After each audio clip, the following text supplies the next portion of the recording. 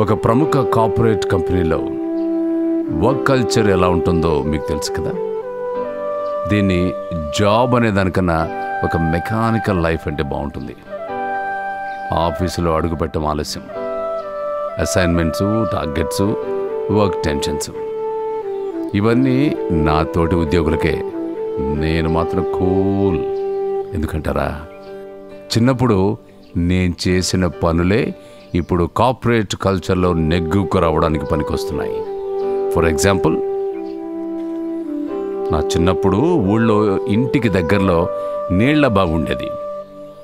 అమ్మ నీళ్లు తీసుకురావడానికి బావి దగ్గరికి వెళ్ళినప్పుడు నేను అక్క కూడా వెళ్ళేవాళ్ళం. ఆ బావే నాకు కార్పొరేట్ ట్రైనర్.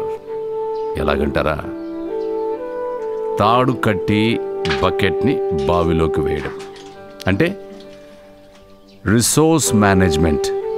అంటే మనకు కావాల్సిన వనరుల్ని ఎలా అందిపుచ్చుకోవాలో తెలుసుకోవడం.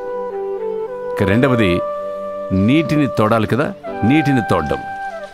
దీన్నే సబ్జెక్ట్ మ్యాటర్ ఎక్స్పర్ట్ అంటారు. అంటే వనరుల్ని ఎలా బయటికి తీయాలి అని. ఇక మూడవది, నీటిని వడగట్టడం, రీసెర్చ్ అండ్ డెవలప్మెంట్. అంటే నీటిని వడగట్టి శుద్ధి చేయడం అన్నమాట. ఇక చివరిది, నీటిని తాగడం, ఎండ్ యూజర్ పర్స్పెక్టివ్. అంటే ఈ నీటిని వినియోగదారుడికి అందుబాటులోకి తేవడం.